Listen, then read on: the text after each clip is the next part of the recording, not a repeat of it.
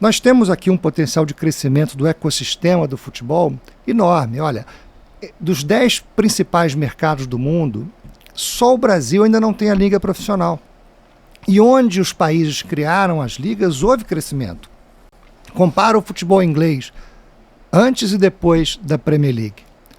Compara o futebol francês antes e depois da liga. Compara o futebol espanhol antes e depois da La Liga. Então, houve crescimento em todos esses mercados. Compara os Estados Unidos antes e depois da MLS. Então, eu acredito que esse dado é muito relevante, porque o Brasil ainda tem um caminho a percorrer no ecossistema.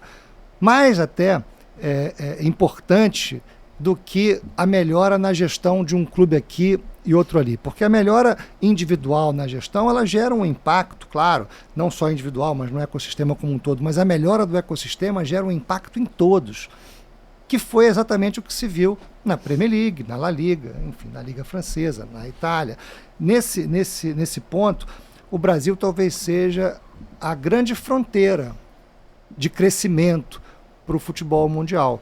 Um país que tem uma das 10 maiores economias do mundo, de 200 e tantos milhões de habitantes, apaixonados por futebol, dispostos a investir. E quando a gente olha para uma referência histórica, né, tem um livro chamado Uma Breve História da Economia, Crash, de um jornalista chamado Alexandre Versignasse, que tem um capítulo falando da história da Bolsa de Valores, né, quando surge a Bolsa de Valores. Então nós estamos lá no século XVII, XVI, Portugal é a maior potência do mundo por causa do comércio com as Índias, né?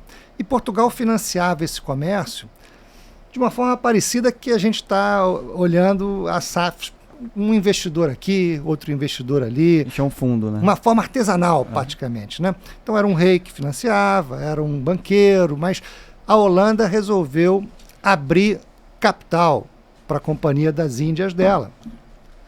E aí chamou a economia popular para esse projeto. Então, naquele século, enquanto Portugal mandou 150 navios para as Índias, a Holanda mandou 4.500, quase 5.000 navios. Quem dominou o comércio a partir de então? A Holanda.